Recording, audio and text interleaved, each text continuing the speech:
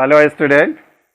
आज हम लोग सेल के अदर टॉपिक को स्टार्ट करने से पहले तैयार होते हैं पेन और कॉपी के साथ, ताकि जो भी नई नॉलेज आपको मिल सके उसको आप नोट करते रहें, क्योंकि क्लास 10th के एग्ज़ाम के लिए और उससे रिलेटेड कॉम्पिटिटिव एग्ज़ाम के लिए ये इम्पोर्टेंट पॉइंट्स जो होते हैं बहुत बेनिफिशियल होते हैं और आपका मार्क भी ज़्यादा से ज़्यादा बढ़ाने का काम करते हैं। अगर आप लोग इस चैनल के लिए नए हों तो इस चैनल को सब्सक्राइब करें और बेल आइकन को प्रेस भी करें, ताकि आपको नए नए बनने वाले वीडियो लेक्चर का नोटिफिकेशन आपको टाइम से मिल सके और आप अपने प्रिपरेशन में आगे बढ़ सकें।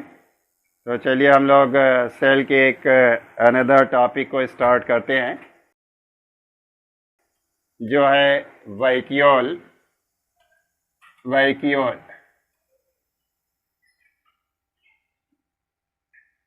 इसी को हम लोग हिंदी में कहते हैं अरिक्तिका।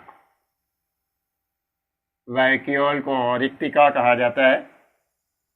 आप देखते हैं ये वैक्यूल सेल की अंदर पाई जाती है और सेल में यह क्या फंक्शन करती है, प्लांट सेल में प्रेजेंट होती है या एनिमल सेल में प्रेजेंट होती है, दोनों को डिस्कस करते हैं।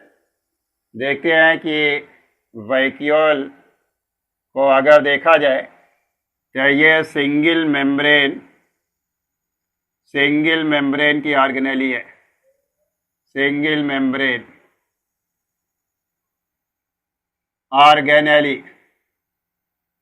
और मोस्टली ये जो होती है किस सेल में पाई जाती है? मोस्टली प्लांट सेल में पाई जाती है, प्लांट सेल में। एक्सेप्शन भी है, ये एनिमल सेल में भी पाई जाती है। एक्सेप्शन के लिए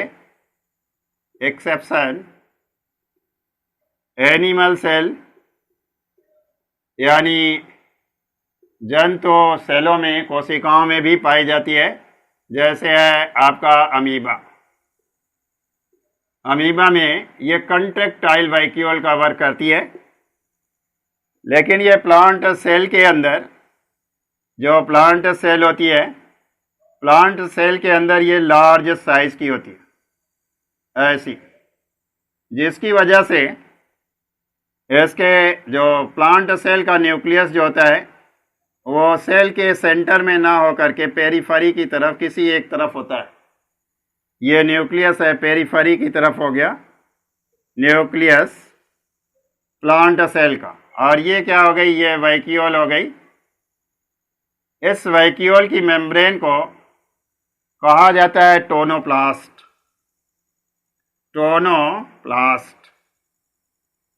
ये इसका एक अपना स्पेशल नेचर होता है। वो क्या होता है? डिफरेंशियली परमिएबल होती है,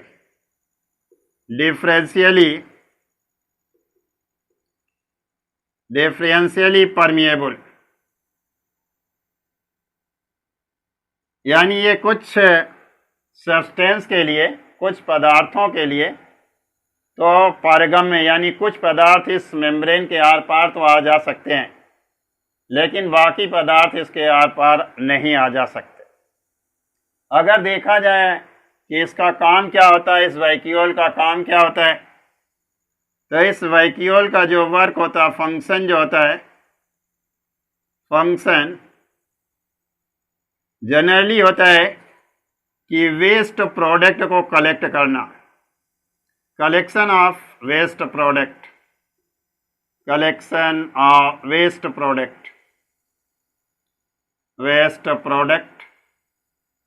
यानी जो मल पदार्थ होते हैं, वेस्ट प्रोडक्ट को ये कलेक्ट करने का काम करती है, इकट्ठा करने का काम करती है, और इकट्ठा करके उसे टाइम टू टाइम सेल से बाहर भी करती रहती है। अगर जो सेल के लिए बेनिफिशियल नहीं होता तो उसको ये कलेक्ट करने का काम करती है। और जैसे जैसे कलेक्ट करती जाती है इसकी साइज भी लार्ज होती जाती है, यानी इसकी साइज बढ़ती जाती है। जैसे इसके अलावा इसके अंदर जो मटेरियल्स भरे होते हैं यानी इस टोनोप्लास्ट या वैक्यूल के अंदर जो मटेरियल भरे होते हैं वो मटेरियल क्या होते हैं? ये मटेरियल जनरली ऑर्गेनिक सब्सटेंस के होते हैं। ऑर्गेनिक सब्सटेंसेस यानी जैविक पदार्थ भरे होते हैं इसके अंदर। वे जैविक पदार्थ वेस्ट प्रोडक्ट के फॉर्म में हों, या कभी कभी ये देखते हैं कि वेस्ट प्रोडक्ट के फॉर्म में ना हो करके दूसरे फॉर्म में भी होते हैं। जैसे जो प्लांट्स की फ्लावर्स होते हैं यानी पुष्प होते हैं, उनकी पंखुड़ियों का जो रंग होता है एक पिगमेंट के कारण होता है। डिफरेंट पिगमेंट होते हैं, जैसे रेड कलर का पिगमेंट, येलो कलर का पिगमेंट, जिसकी वजह से उनकी पंखुड़ियाँ भिन्न भिन्न रंगों की होती हैं। तो वे पिगमेंट, उस पिगमेंट का कलेक्शन कहाँ पर होता है? वो वैक्यूल्स के ऑर्गेनिक सब्सटेंस के अंदर प्रेजेंट होते हैं, क्योंकि वे पिगमेंट भी ऑर्गेनिक सब्सटेंस होते हैं। यानी जो पेटल्स होते हैं, फ्लावर के पेटल्स को ये कलर प्रोवाइड करते हैं। इसका दूसरा फंक्शन क्या हो गया? प्रोवाइड कलर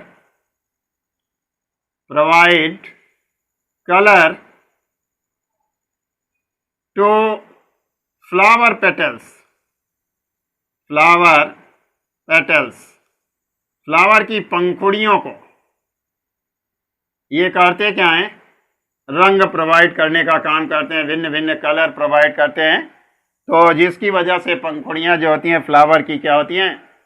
रंगीन हो जाती हैं, जिसकी इसके अंदर भरे हुए पिगमेंट की वजह से।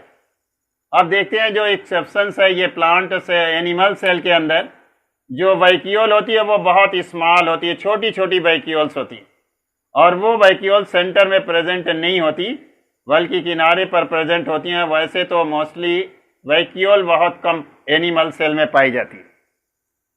अमीबा के अंदर हमने आपको बताया कि ये वैक्यूल्स तो प्रेजेंट रहती है, लेकिन इस वैक्यूल्स का वर्क क्या होता है अमीबा के अंदर, जरा उसे भी केयर करिएगा।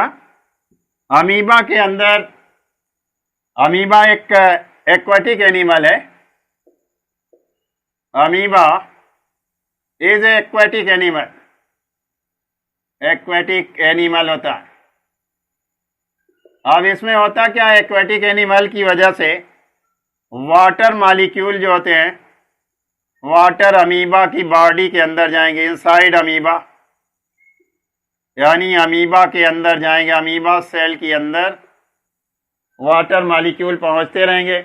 जब बहुत सारे अधिक मात्रा में जल पहुंच जाएगा तो ऐसी कंडीशन में कोशिका के फैलने की एक क्षमता होगी, एक इलास्टिसिटी होगी।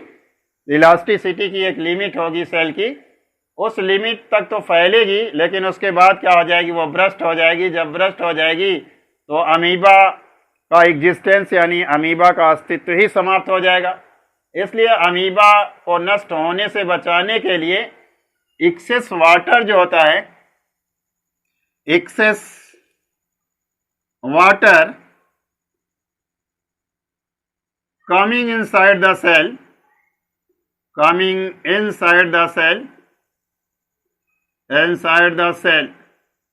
is collected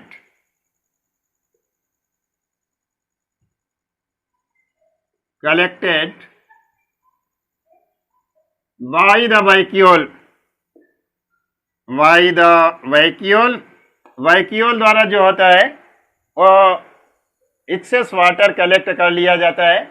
अब ये वैक्यूल साइज में बढ़ती जाती है और एक कंडीशन ऐसी आती है कि ज़्यादा वाटर के कारण उसका वेट ज़्यादा हो जाता है, हैवी हो जाता है, भारी हो जाती है, जिसकी वजह से वो सेल की मेम्ब्रेन से लग करके आउटसाइड में ब्रेस्ट होकर के यानी फट करके सेल को बाहर कर देती है। तो अमीबा के अंदर ये वैक्यूल किस फॉर्म में काम करती है? कंट्रैक्टाइल वैक्यूल के फॉर्म में। कंट्रैक्टाइल वैक्यूल, इसका मैं ये वहाँ वर्क कौन सा करेगी? ऑस्मो रेगुलेशन का वर्क करेगी। ऑस्मो रेगुलेशन, ऑस्मो रेगुलेशन का मतलब होता है वाटर की एक्सेस अमाउंट को टाइम टाइम पर सेल से बाहर करती रहेगी, जिससे अमीबा सरवाइव करता रहेगा। अमीबा की सेल डाई नहीं करेगी, हमेशा अमीबा एक्वाटिक मीडियम में सरवाइव करता रहेगा। वो डैमेज नहीं होगा, डिस्ट्रॉय नहीं होगा, उसकी किल नहीं होगी, उसकी डेथ नहीं होगी। इसलिए वहाँ पर ये कंट्रेक्टाइल वैक्यूल यानी ऑस्मो रेगुलेशन का वर्क करती है। वहाँ ये कलर नहीं प्रोवाइड करने का काम करती, बल्कि ऑस्मो रेगुलेशन का काम करती। बस बच्चों, आज का लेक्चर यहीं तक, फिर मिलेंगे नए लेक्चर के साथ।